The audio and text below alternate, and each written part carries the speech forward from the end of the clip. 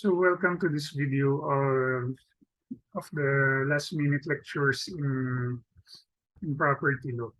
So as promised in the brochure, I will be the one lecturing on property as the for the last minute. So we're in order to be able to save up both on time and in order to save up on the effort of explaining the intricacies of the subject, let's just concentrate on areas in property law that I feel the reader should be more familiar with, or the listener should be more familiar with in this last minute lecture. So as I mentioned, for those who are new, the the the outline of my property lecture shall flow as follows. So during my 3 week and regular reviews, I started with the definition of an immovable, and then of course moving to and even during the regular review, I of course included immovables, but because of the need to compartmentalize, or the need to limit your readings to those which are essential, I feel that movables is not a topic that will not come up anymore. So aside from immovables, let's discuss yung ating property in relation to who owns the same. So property in relation to who owns the same, meaning to say, yung ating discussions on property of public dominion, and then yung patrimonial property. So after that, let's move to the modes of acquisition of ownership.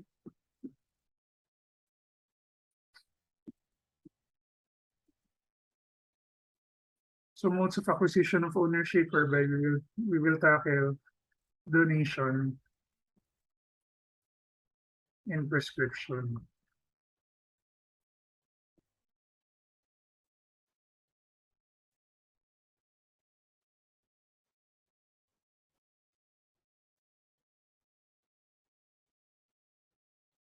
Then after modes of acquisition, we will discuss yung effects of acquisition of property. What are the effects of acquisition of property that are important for us to discuss? Let's discuss yung ownership. We will also tackle co-ownership,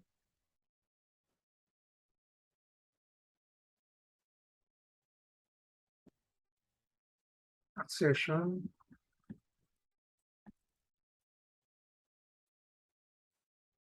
and then yung easements.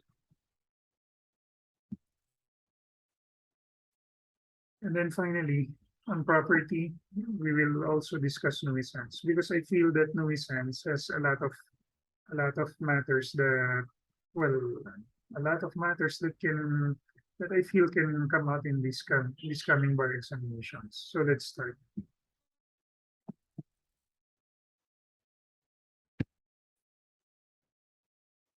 So let's begin, of course, with immovables, as mentioned.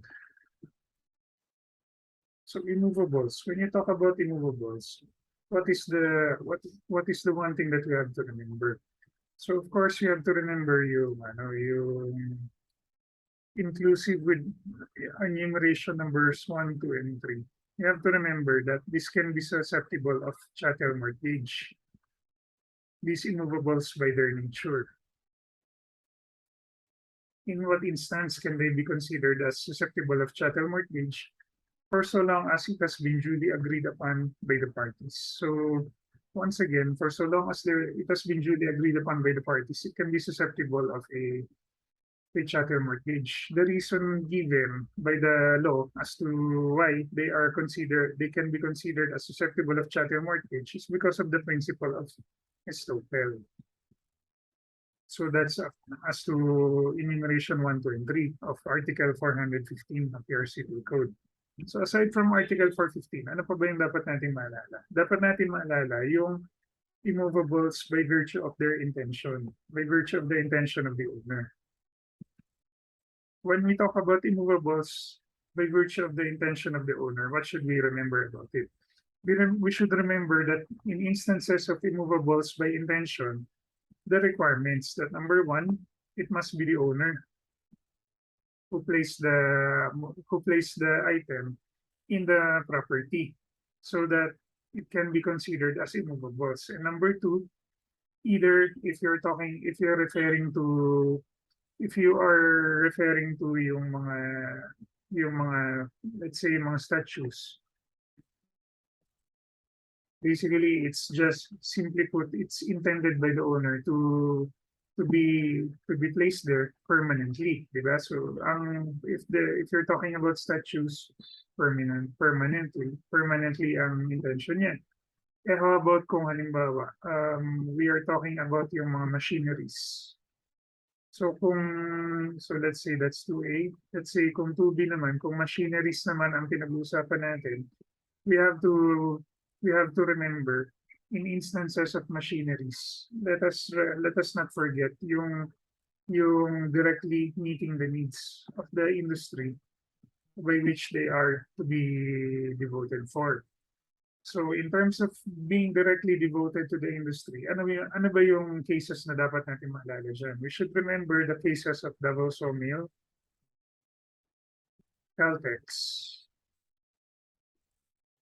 The cases of Davao Sawmill and Caltex. Ano ba yung tinuro sa atin ng Davao Sawmills and Caltex? In Davao Sawmills, basically, it involves an instance whereby the question was whether or not yung mga cashier, yung cashier machines can be considered as immovables. The Supreme Court ruled in the negative for the reason that these cashiers are not considered as directly directly needed by the industry, even though the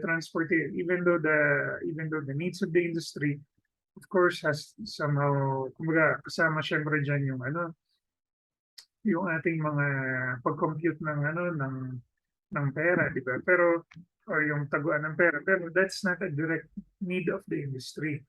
As to Caltex naman, ang question dito is whether or not the gas pump can be considered as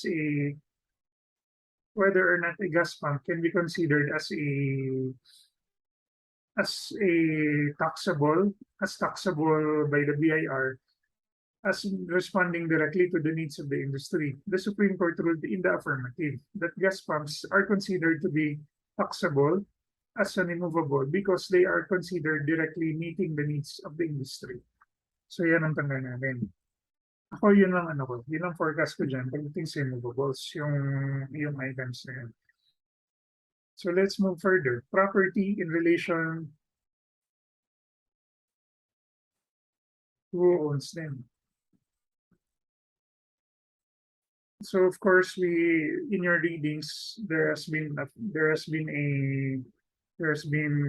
kumbaga, you should have read what is a property of public dominion and patrimonial property.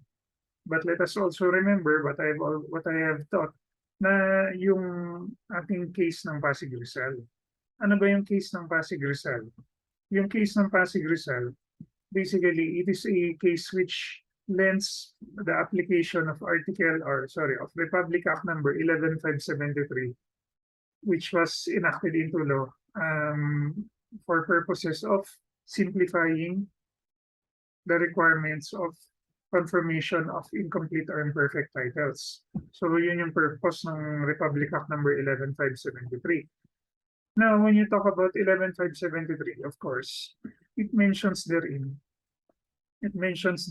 as I taught to you in my land titles and deeds portion, yung simplified requirement ng 20 years preceding before. Pero in relation to property, in relation to this topic of property, tandaan natin that the case of Pasig Rizal has finally, and the Supreme Court has finally equated the concept of property of public dominion with lands of the public domain and patrimonial property with alienable and disposable lands of the public domain. Because simply put, the Supreme Court the Supreme Court has come to the conclusion, and finally, I might add, that alienable and disposable lands indicates the intention of the party or indicates the intention of the state to no longer devote that property to public use, public service, or for the development of the national wealth. So yan ang tandaan natin. As a result of this conclusion that alienable and disposable lands of the public domain are equal to patrimonial property, I would just think I would think that property of public dominion was equated to land of the public domain because you have to have a common starting point on the property. So meaning to say, land of the public domain going to alienable and disposable, because you have to remember that lands of the public domain cannot be classified as patrimonial property for the reason that patrimonial property is covered by your civil code, while lands of the public domain and alienable and disposable land is covered by your CA number 141. So kaya kailangan magkaroon ng, kumbaga, the Supreme Court needed to draw a line, so to speak, equalizing properties of public dominion with lands of the public domain and patrimonial property with alienable and disposable lands of the public domain. So once again, in order to achieve or to accomplish that goal, they needed to equate patrimonial property with alienable and disposable lands of the public domain. So remember that. Moving further, ano pa ba yung dapat tandaan dito? So as we mentioned, immovables, and then in outlining our topic, we have immovables and then yung ating property in relation, di ba? So now let's proceed to yung ating modes of acquiring ownership. So for modes of acquiring ownership, ano yung dapat nating matandaan dito sa modes of acquiring ownership in relation to our discussions. So for modes of acquiring ownership, let us just discuss the following topics.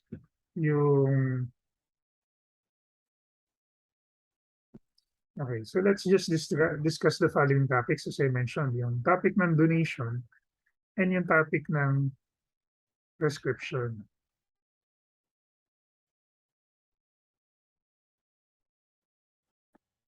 So, donation.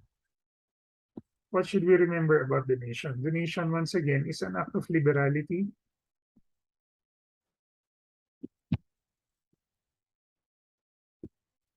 Is an act of liberality whereby the donor disposes gratuitously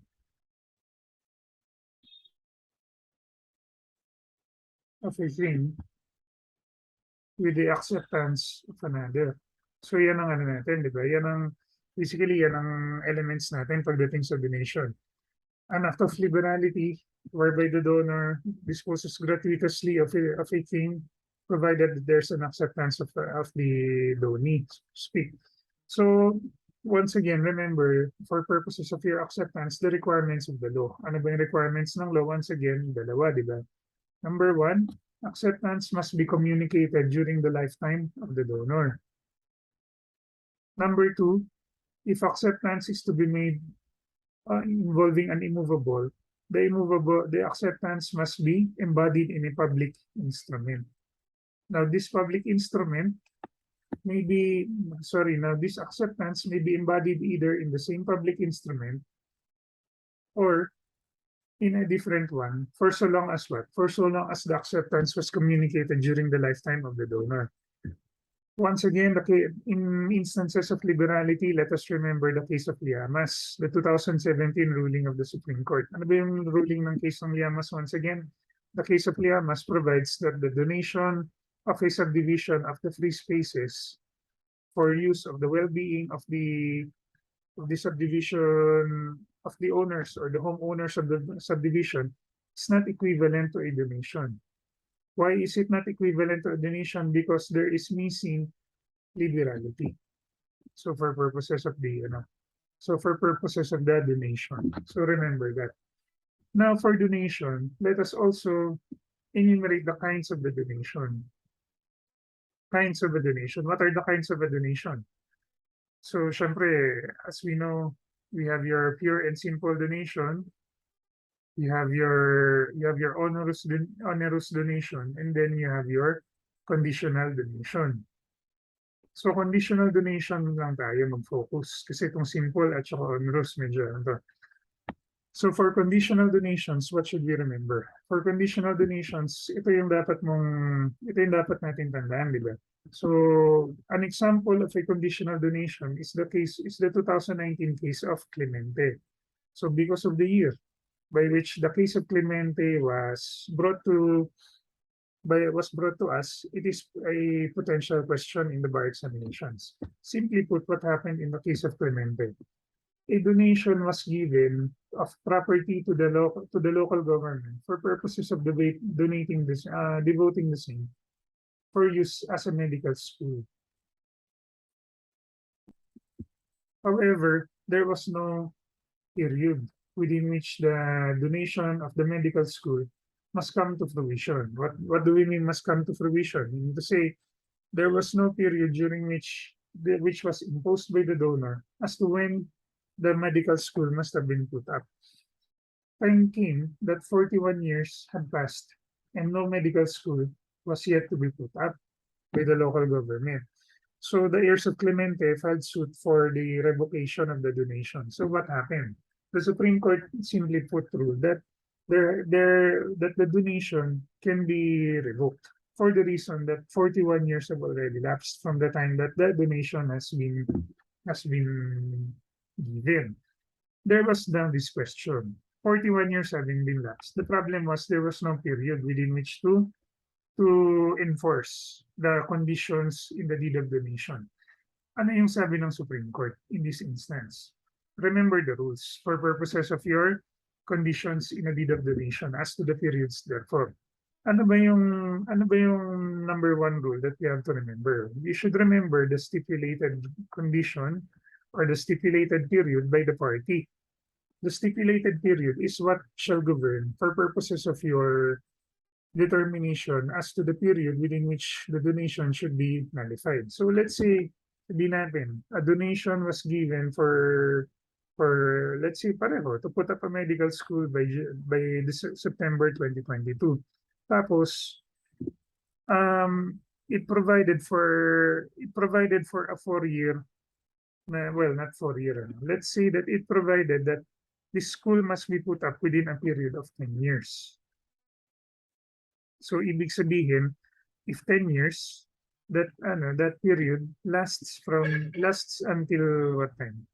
This period of 10 years lasts until, well, if we're being technical, it should last until August 2032.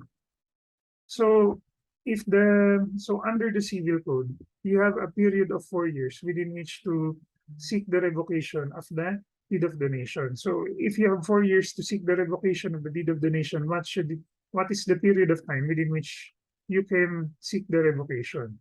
You can seek the revocation within a period of 4 years from 2032, from August 2032, or meaning to say by 2036 is when you must seek the revocation of the donation. Now the question, if there's no period that has been placed, what is the rule established in Clemente? The rule established in Clemente is that the stipulation of the parties shall govern. So that's number one. Eh, yun nga ang problema natin in Clemente. There was no period that was imposed by the parties. So since there was no period imposed by the parties, ano ang mangyayari? Mangyayari dito is the courts shall be asked to fix a reasonable period. So the courts shall be asked to fix a reasonable period within which a donation shall be considered as within which the conditions in the donation shall be deemed as duly performed. Otherwise, the donation shall no longer be shall be subject of revocation. And what happened in this case? What happened in this case? The Supreme Court said that 41 years have already lapsed. If 41 years will be will lead to the courts being to a court action being filed, and it would have to be, or the period would have to be later on fixed. Ano ang mangyayari? It would lead to another prolonged period of time within which the revocation of the deed of donation may be performed.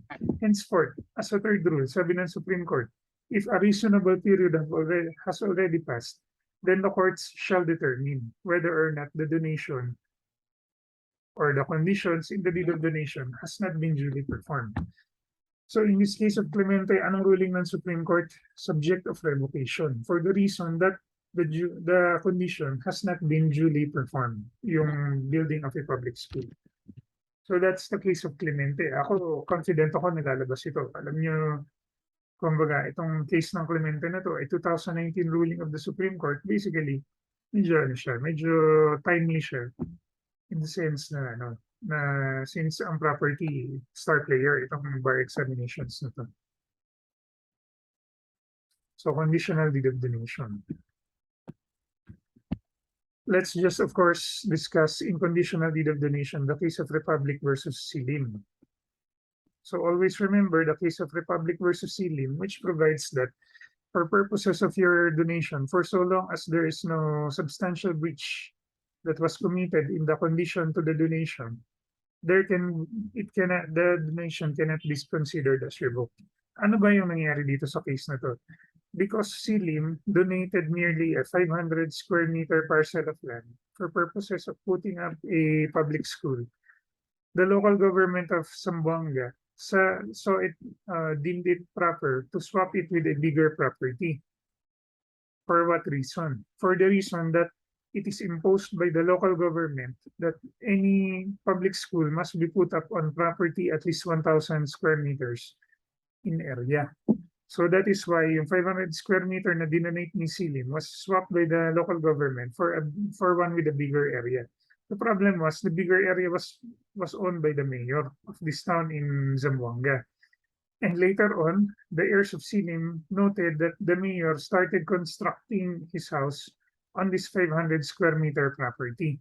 Henceforth, the suit for the revocation of the deed of donation. What happened? The Supreme Court ruled that there was no substantial breach. Bakit no substantial breach in this case? Because according to the Supreme Court, by merely complying with the requirements of the law, that 1,000 square meters be devoted for purposes of putting up a school, the swapping of the property or the swap of the property is not such an act that is considered as a breach for so long as the purpose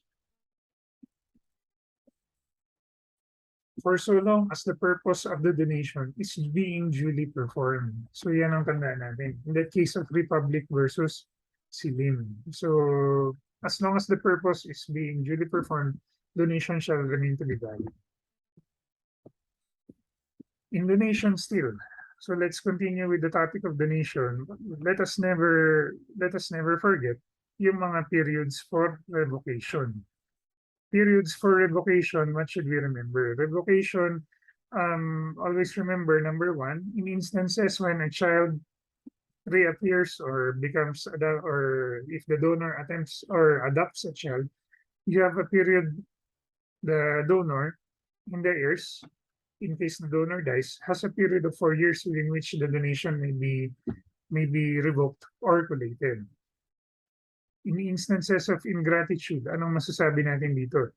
In instances of ingratitude, you have a period of 1 year from the time of the commission of the instance of ingratitude. For violation of the condition, anong sinabi natin kanina? We have a period of 4 years from the time of the violation of the condition in the deed of donation within which to seek the revocation of the donation. So yan yung tandaan natin na periods. Remember always, in instances of ingratitude, yung 1 year period na yan, this cannot be transferred to the heirs, except when. So as a general rule, it cannot be transferred to the heirs, except when.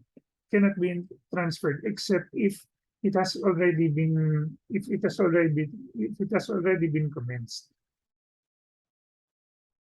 So if the action has already been commenced, that is the only time whereby it can be transferred to the years. The time to sue for the time to sue for revocation on the ground of ingratitude if it has already been commenced. How about yung sa child?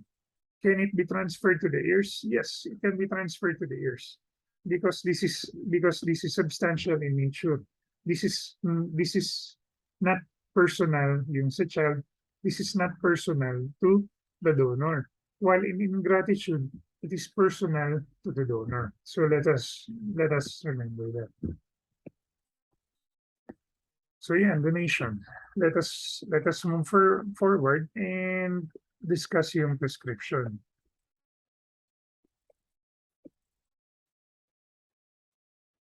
So in instances of prescription, ano yung dapat nating maalala dito?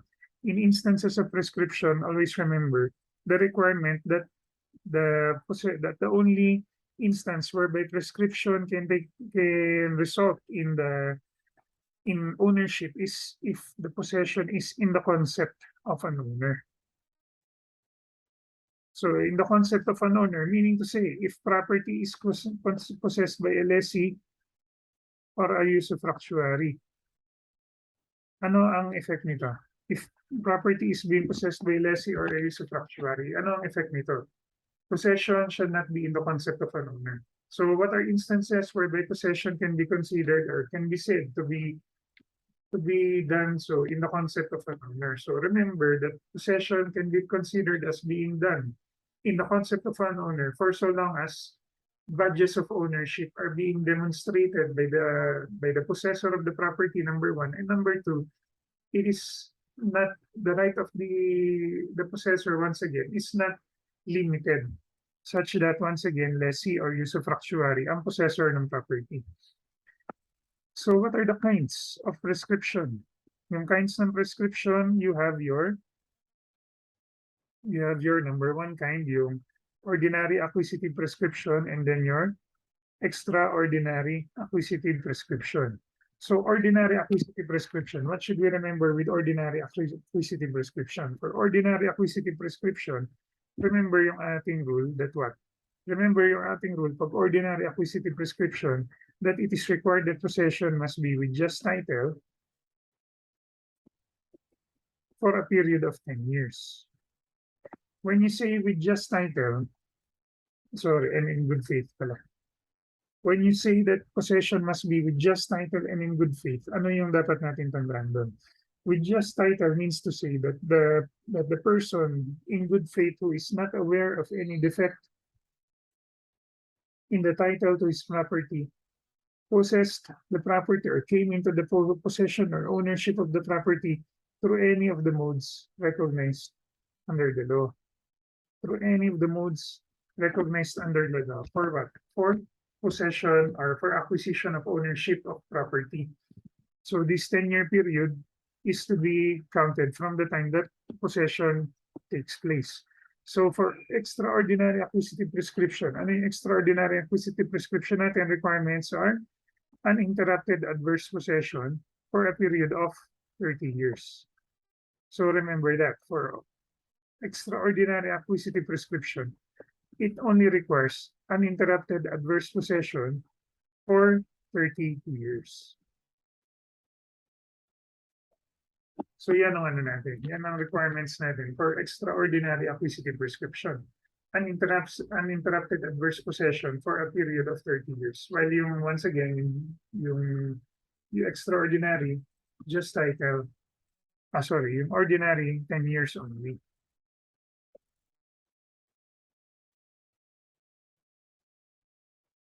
Now, since we are already in the topic of prescription, let us discuss the instances whereby property is lost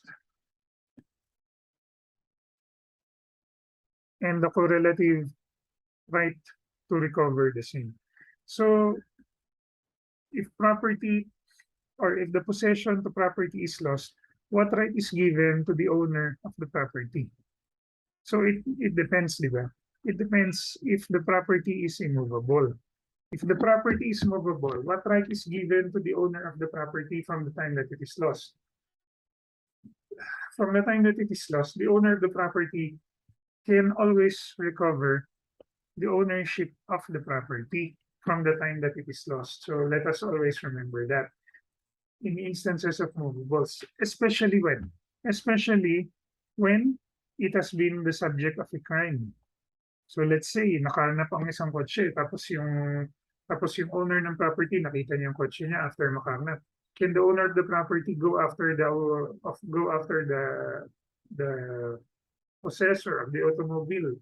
The answer is yes, because the possessor of the automobile was able to acquire it by virtue of a crime cannot be considered to have been able to acquire it with the accompanying rights of ownership vis-a-vis the registered or the original owner of the scene. What else should we remember with property? How about movables recover? What is the instance whereby reimbursement would have to couple recovery of the property? Reimbursement is required to be given in instances whereby recovery is when the property or the movable is purchased in public fairs, auction sales, and the like. So public fairs, auction sales, and the like. So there can be reimbursement to the person who acquired the movable only in these instances, whereby auction or public fairs. So moving forward, ano pa yung recovery na rules natin? Sa immovables naman, just remember what I taught in land titles and deeds. Ano ba yung tinuro ko sa inyo doon? Tinuro ko sa inyo, for so long as the property has been acquired by an innocent purchaser for value, what is the effect? Property has been acquired by an innocent purchaser for value, the property shall what? The property can no longer be recovered by the owner thereof because the integrity of the torrents system is sought to be protected. So yan ang tandaan natin pagdating sa immovables as to recovery of immovables. So donation property, let us proceed to. So from donation and property, let us now proceed to the effects of acquisition of property.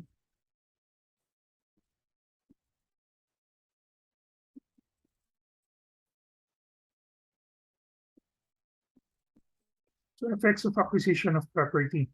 Ano yung dapat nating maalala sa acquisition of property?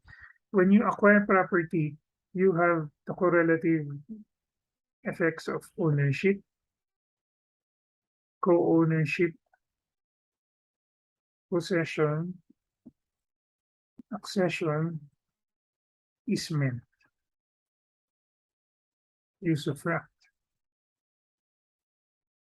So remember that ito yung anim na rights that accompany acquisition of property or the effects of acquisition of property. Let us of course no longer discuss usufruct and possession because yung essential points ng possession we already discussed just earlier. So let's start with discussions on ownership. So when you talk about ownership, it is simply put the ownership may be exercised over rights or things as provided for by your civil code. What is important to remember with ownership? You should remember the 7 attributes of ownership. So ano ba yung 7 attributes of ownership? Yun yung mga items na matagal na nating na-discuss or napag-aralan sa property. But for purposes of our discussion right now, let us stick to the use and enjoyment of the property. So use and enjoyment of the property, always remember that it must be done so within the rights of both parties. So meaning to say, let's say you have as I mentioned always in example, you have a gun. So let's say if you have a gun, you cannot use it to kill somebody pursuant to your right to bear arms or to shoot the gun. So hindi yun ang ibig sabihin ng use and enjoyment. When you talk about use and enjoyment, it must be susceptible or it must be exercised only within the rights of a party. So yun yung natin, yun yung tandaan natin sa use and enjoyment of property. It must be only done so within the rights. Also remember with use and enjoyment, yung ating doctrine of self-help. So doctrine of self-help, syempre, it consists of the right to protect one's ownership of property. So it consists of the right to protect one's ownership of property. So when you talk about protection of one's ownership of property, ano ang ibig sabihin nito? Ibig sabihin nito is protect it from someone who is trying to deprive you of ownership of the same. So always remember, when you talk about depriving of ownership, the doctrine of self-help covers only reasonable means by which to protect oneself. So meaning to say, if you, in the case of People versus Narvaez, anong nangyari doon? Nangyari doon, there was a property dispute and the owner of the property shot yung persons who are trying to take possession of the property from him. What happened? Because of the shot, he killed one of the persons who are trying to invade his property right. When sued for murder, the Supreme Court ruled that he went beyond his rights to protect his ownership or under the doctrine of self-help. So kaya sabi ng Supreme Court, there's no doctrine of self-help that is valid in this instance because of the lack of reasonableness of the means used to prevent or repel the attack being made. So aside from the requirement that of the reasonableness before one can invoke the doctrine of self-help, it's also required that due process must be duly observed. So ano ba yung case dito? Yung case natin dito involving MWSS outlines the requirement of due process. Ano ba yung nangyari sa case ng MWSS? Sa case ng MWSS, basically, isang subdivision gustong putulan ng MWSS ng tubig. Pinutulan nila without warning sa subdivision. So after putulan ng tubig ng MWSS, nagreklamo ang subdivision. Sinabi ng subdivision na you did not inform us that you're going to cut the water supply in our subdivision. So the Supreme Court in essence ruled that when the issue was elevated to the Supreme Court ruled that due process must still be observed in instances of the doctrine of self-help being sought for application. So basically, yung doctrine of self-help, of course, we need also to discuss yung. So aside from the doctrine of self-help leading from use and enjoyment, also let's discuss yung instances whereby, as to the attributes of property, let's also include yung recovery. What should you remember about recovery as an attribute of ownership? As an attribute, we have to remember the general rule for property and recovery. We have to remember the general rule that the possessor has the presumption that he is possessing the property rightfully.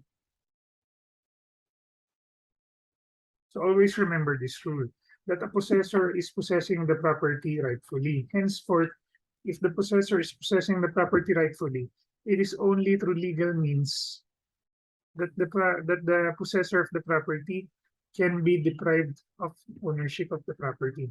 As a result, what are the so-called legal means by which one can be deprived of ownership, or by which an owner can recover the ownership of the property?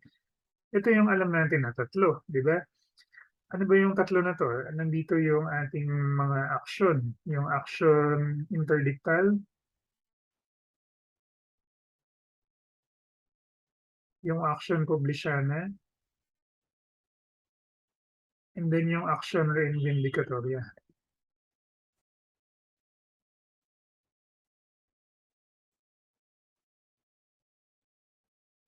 So action interdictal, publicana, and reinvindicatoria. Ano ba yung differences nilang tatlo? Basically, itong dalawa, yung interdictal at publisyana, alam naman natin that it only deals with possession. Interdictal is different with publisyana in that interdictal is the right available immediately within 1 year from the time of demand. So meaning to say, you can sue for recovery of the possession of the property within a period of 1 year from the time of the demand, from the last demand. If more than 1 year has lapsed from the time of the demand, it is now an action publishana that is available in your favor. Yung reinvindicatoria naman, it deals not just with the question of possession but also includes the question of ownership. So yun nga, pag reinvindicatoria, possession plus ownership. Yun ang importante. So in instances of can there be an instance whereby instead of filing reinvindicatoria, you file a publishana? Only if you want merely the possession without questioning the ownership. But if you are questioning the ownership of a person in the property, which is in the possession of the latter, then you file the reinvindicatoria suit.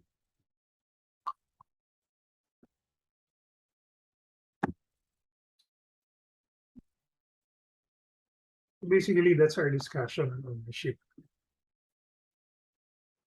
So after ownership, let's discuss yung co-ownership. Co-ownership, let's go straight to the discussion on partition.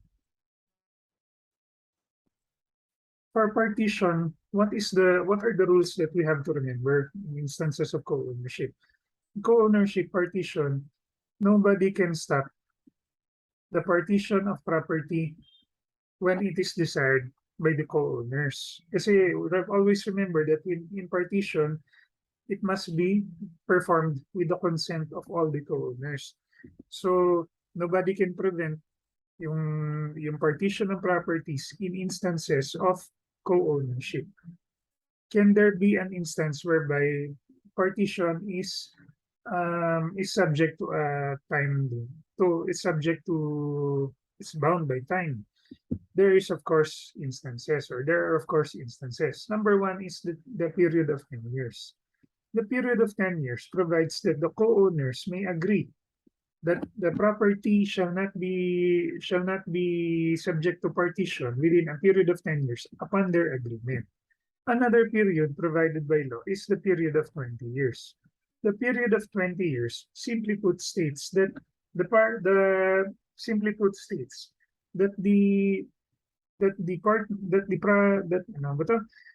20 years provides that if property is donated, the donor may impose a condition that property shall not be subject of partition within a period of 20 years. So yan yung tandaan natin. Pagdating sa co-ownership, yan ang, kumaga, this is a last minute lecture, so we do not have to deal with all of the basics. So that's ownership, co-ownership. And then we discussed and then we already discussed yung property, yung possession in prescription. Let us now discuss yung accession. For accession, just remember the three concepts. Yung Article 457, yung builders, planters, and sowers, whether in good faith or bad faith, and then yung movable properties in instances of accession. 457, always remember the requirements. Yung requirements ng accession under 457 provides that, number one, when you talk about accession of involving 457, to the owners of lands belong the accretion which they gradually receive. So to the owners of lands belong the accretion which they gradually receive along the banks of rivers. So di ba anong elements nun? Yung banks of rivers, number one. So remember yung banks of rivers in instances of accretion. Why is it once again that banks of rivers can be the only one which is benefited in instances of accession? Because of the fact that yung riparian owner can easily lose as well, can easily, kumbaga, the riparian owner may be able to lose the property in as much as he can gain the property. And in the case of Asuncion, a 2021 ruling of the Supreme Court, the following question was asked. So this is the property, the owner.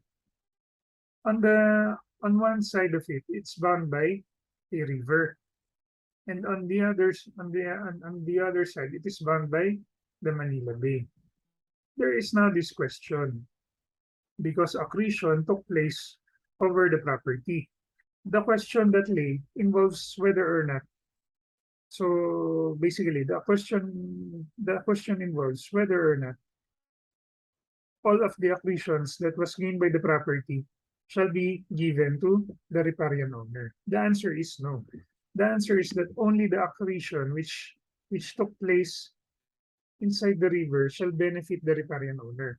The one which took place in Manila Bay shall not be susceptible of accretion. What is the reason for the same? The reason for the accretion not benefiting the owner, the Manila Bay side, is because, once again, Article 457 is clear that accretion shall only take place along the banks of rivers. So remember that this case involving Asuncion, a 2021 ruling of the Supreme Court. So aside from this, ano pa yung requirements ng ating Article 457? Yung Article 457, of course, yung requirements that it must be gradual and imperceptible. Basically, gradual and imperceptible, even though there's a 2020 case, this is not going to be asked, okay? So gradual and imperceptible. So basically, that's it. And it must be natural. Cannot be man-made, so to speak. So otherwise, that would be reclamation, which is not covered by your accretion. And if it is reclamation, it's the state who owns the parcel of land. Remember that. Builder, planter, or sower. What should we remember with builder, planter, or sower? With builders, planters, or sowers, always remember the rules. Not rules. The rights that are given to the rights given to the owner of the land. Kasi builder, planter, or sower takes place when building, planter, or sowing is made on the land belonging to another. So what are the rights given to the owner of the land? The rights given to the owner of the land are as follows. Number one, the right to ask the builder, planter, or sower the option to purchase the building, planting, or sowing his land. So that's the option of the owner. Another option given to the owner of the land is to tell the builder, planter, or sower to purchase the land. So purchase the building, planting, or sowing. As to the so another right given or another option given to the owner of the land is to purchase the land itself. But if the land is significantly greater in value compared to the building, planting, or sowing, then reasonable rent may be duly imposed upon the owner of the building, planting, or sowing by the owner of the land. So meaning to say the owner of the building, planting, or sowing can continue occupying the BPS or the building, planting, and sowing on the land of another, subject to the payment of rentals. So once again, when you talk about the rights of somebody who is in bad faith, ano yung rights of somebody who is in bad faith? If you're in bad faith, basically you have no more rights involving the property. You lose everything that is built, planted, and sold. So yan ang tandaan natin pagdating sa buildings, plantings, and sowings.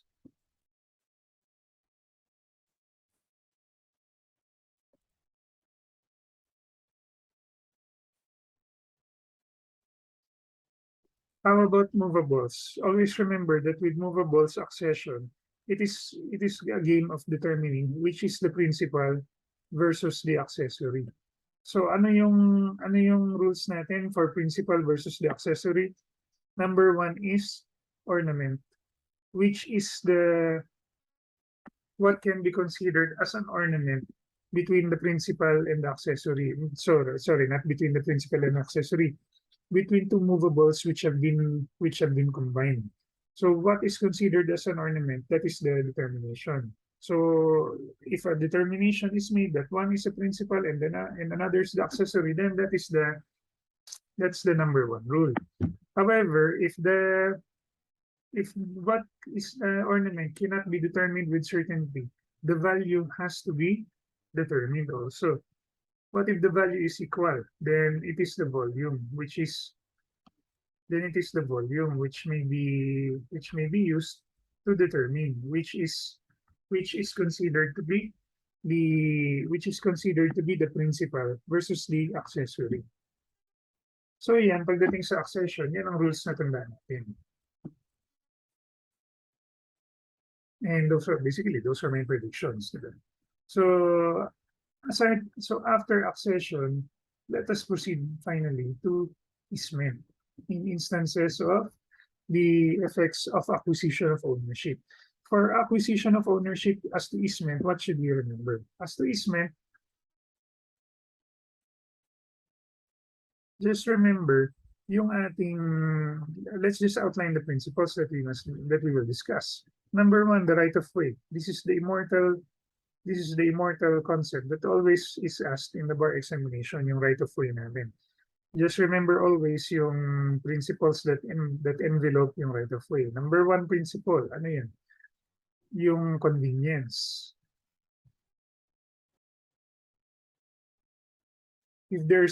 Always remember, there's another way if there's another way to the public highway, then you need not, or the right of way need not be granted.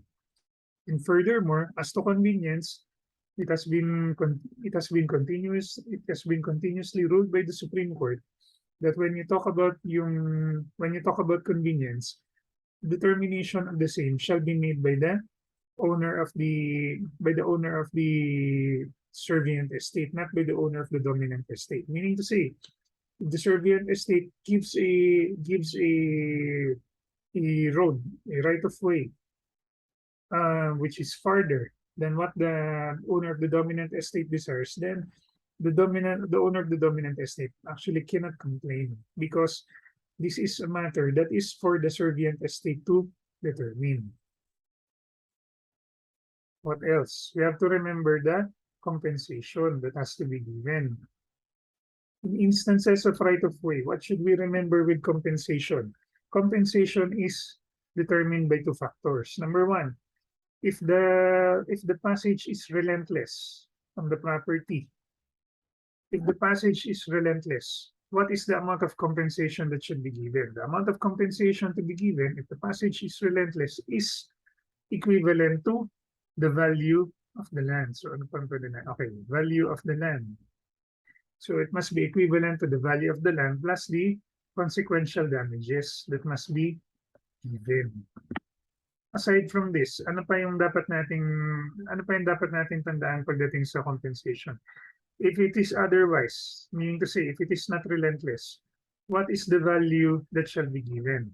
It is merely the consequential damages. Yan lang ang ibibigay mo sa may-ari ng lupa. So just the consequential damages. So yan ang bibigay mo if the passage is not relentless.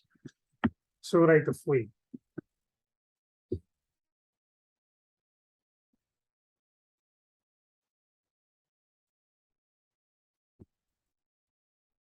Let's just erase that.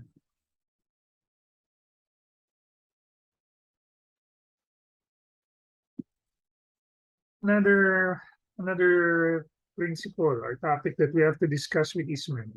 Remember the case of Spouses Garcia, the 2019 ruling of the Supreme Court, Justice Kagiwa. So Justice Kagiwa was the ponensya of this Spouses Garcia. Ano bang topic nito? The case of Spouses Garcia dealt with the concept of the easement of light and view. So, easement of light and view ang topic natin dito. Ano ba nangyari dito sa case na to? Simply put, merong itinayong merong merong itinayong property that covered the light and view of the property of the spouses Garcia. So they complained that their property became darker because of the building of the taller structure of their house. Now the question is, can it be can it can this be susceptible of being kumbaga, can the building be prevented or can the building be be forced to comply with the requirements of easement, meaning to say the requirement of easement of 3 meters for instances of of light and view. So the Supreme Court said sorry. The question hinged on whether or not there has been a proper prohibition, because we have to remember, in easement of light and view, there must be a proper prohibition for the negative easement of light and view to be allowed to operate. The Supreme Court ruled that yes, there can be a prohibition in this case. Sorry, there is an act which is considered a violation of the easement in this case, even without a proper express prohibition, because we have to refer to Article 621 of the Civil Code. 621 of the Civil Code simply states that in easements of light and view, you have to remember that if property was previously owned by one person and subsequently it was sold to a portion of the same was sold to another, and this portion that was sold became the issue of contention, in that a building started to become violative of the easement of light and view, then the one who subsequently acquired the property is presumed to have knowledge of the existence of the right of the owner of the dominant estate, such that even if there's no express prohibition given by the owner of the dominant estate, the compliance with the easement of light and view may be compelled. So yan ang ano natin dyan. Yan ang ruling natin sa Spouses Garcia. Another special, so kumbaga, please just take note of Spouses Garcia, 2019 ruling of the Supreme Court, especially because kay Justice Kagiwa ito, ang ruling na ito.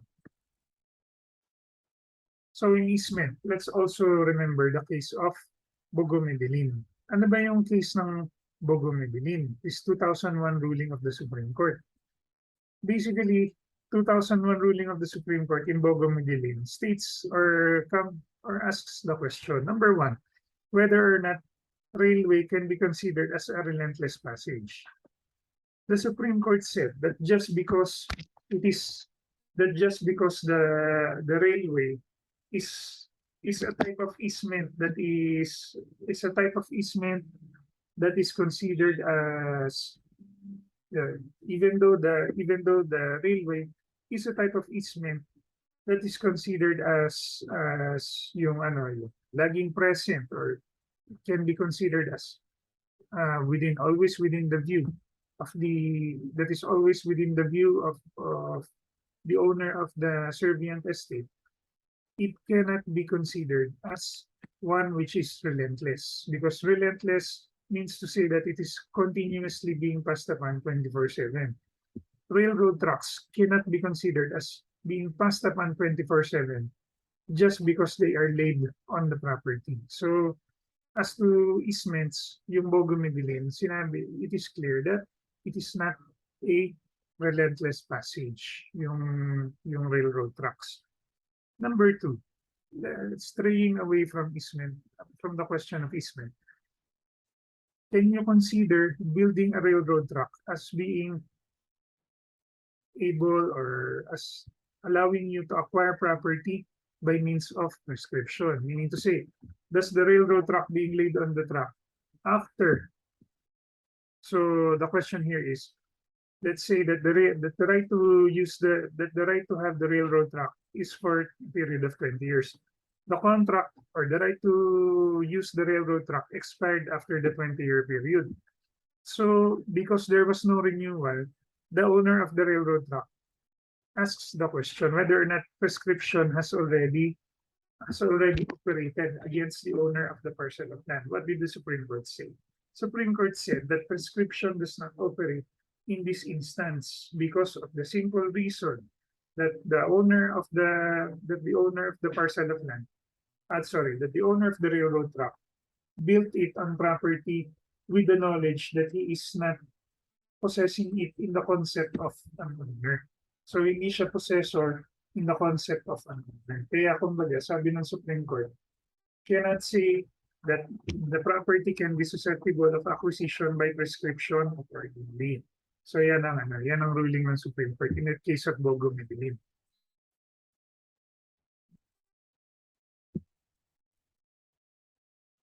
So that is your easement. Nuisance naman tayo. So sa final discussion on nuisance. Nuisance. Alam naman natin tatlo ang bagay na dapat mong tandaan sa nuisance. Nuisance, number 1 is the definition. Number 2 involves its kinds. And number 3 involves its abatement. Always remember that susceptible of summary abatement is a nuisance per se. So only nuisance per se may be susceptible of summary abatement proceedings, while judicial proceedings have to be undergone in instances of nuisance per accidents. So yan yung tandaan natin sa nuisance. As to kinds, we have discussed yan per se at saka per accidents as to kinds. What can I say can come out in the bar examinations? The 2020 case of Frabel. So the 2020 case of Frabel. Okay. The 2020 case of Frabel. Ano ba nangyari dito sa case ng Frabel na to? Frabel na to, as I mentioned in the pre-week, involves a condominium unit or a condominium property that was subject to irritation, so to speak, when a building was put up across the property or the condominium, which had exhaust fans for the air conditioning units. So these exhaust fans for the air conditioning units, as well as the noise, was subject of an action for abatement filed. That's the question, whether or not the air conditioning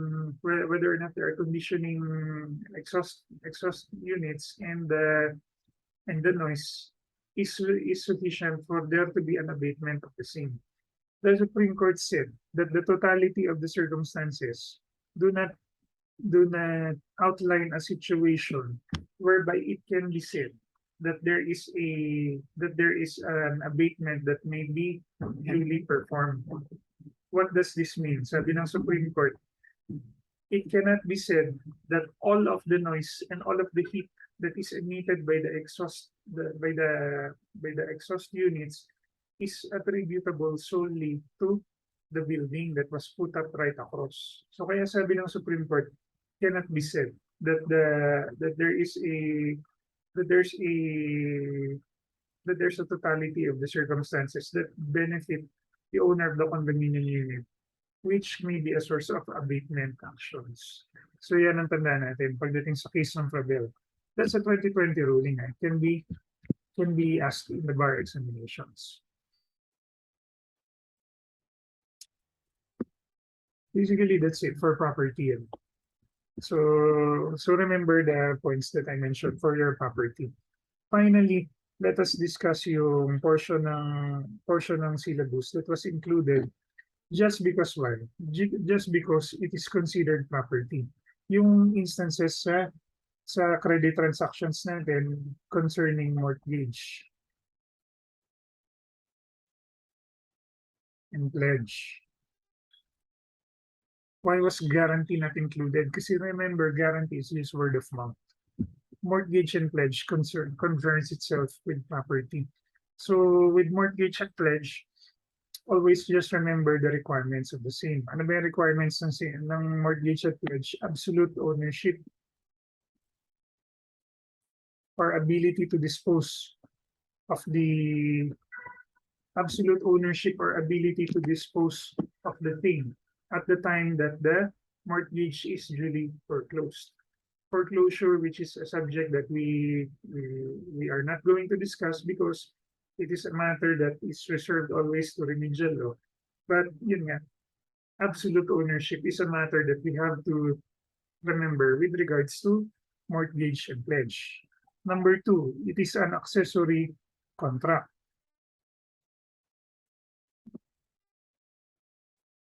Mortgage and pledge, always remember, is an accessory contract. So when we talk about mortgage and pledge being an accessory contract, it does not survive without the existence of a contract which is ano ba yun? What do we mean to say? It does not survive without a principal contract. So let's say, how do we demonstrate it? Let's say that A obtained a loan from the bank for 1 million. Let's say that A obtained a loan with ABC Bank of 1 million pesos. As security for the same, they present A gave a parcel of land accordingly as security. So this is itong initial transaction na to, it's a loan or mutuum, di ba? But in this instance, where as a security, you execute a real estate mortgage. As to pledge, once again, ano ba yung property involved? It is only movables. Now there's now a question. What are the kinds of mortgage once again? So the kinds of mortgage once again are real estate and chattel mortgage, di ba? So real estate mortgage and chattel mortgage. So real estate mortgage, we have to remember that of course it is involving real estate, di ba?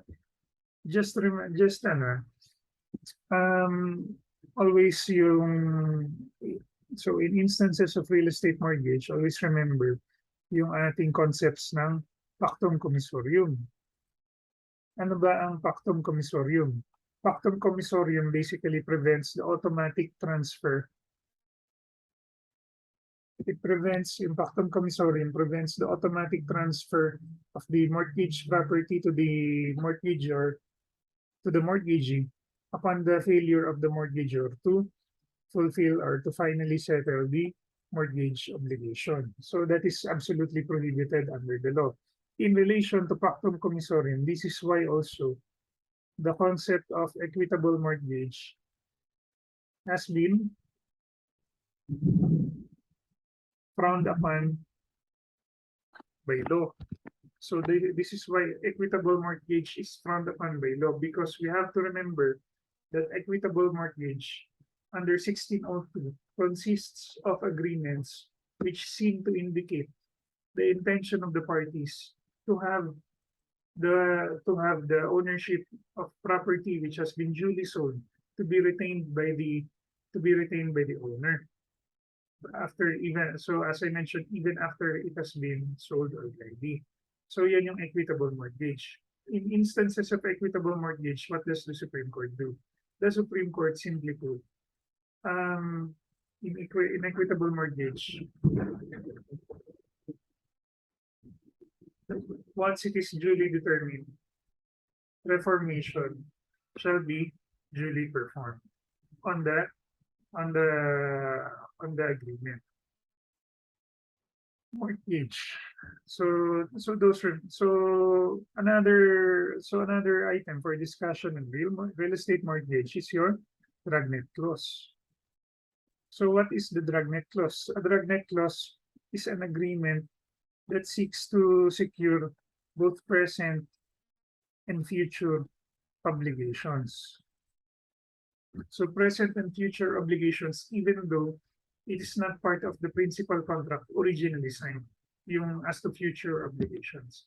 So always remember that in dragnet clause, if you are not able to settle the if you're not able to settle the sorry, even if you're able to settle the present obligation for so long as there's a dragnet clause, all future obligations shall still be covered by your dragnet clause. So meaning to say, if a mortgages property to ABC Bank for purposes of securing a loan worth 1 million pesos, let's say that let's say that this loan has been duly extinguished.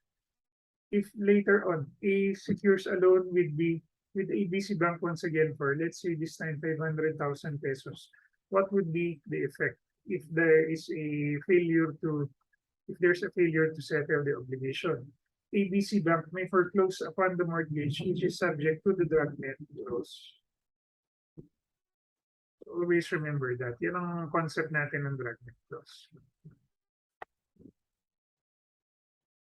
Finally, chattel mortgage. What should we remember with chattel mortgage? Basically, a chattel mortgage is a conditional deed of sale involving immovable. So a conditional deed of sale is a chattel mortgage is a conditional deed of sale of an immovable, such that if the parties are able to if the mortgagor is able to settle the obligation, then the conditional deed of sale shall be considered as duly extinguished. So yan ang conditional deed of sale natin.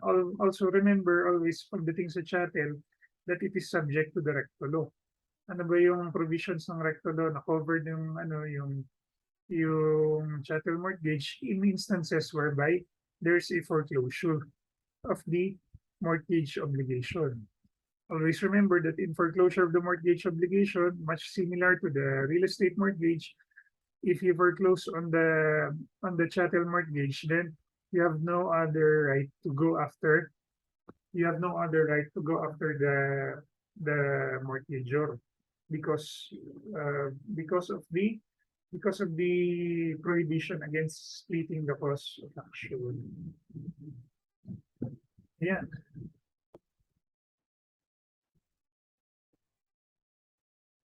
So basically that's our discussion for this last minute lecture on property as well as land titles and deeds, which is covered in the other video, and then real estate mortgage. Syempre yung sa practical exercises, I leave it up to you, di ba?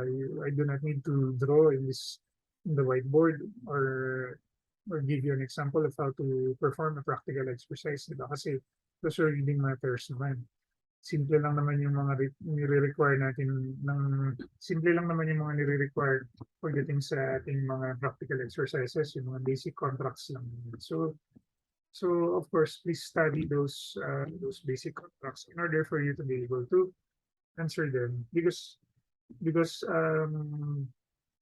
for me, kaya hindi ko diniscuss yung anti-crisis kasi hindi man lalabas yun.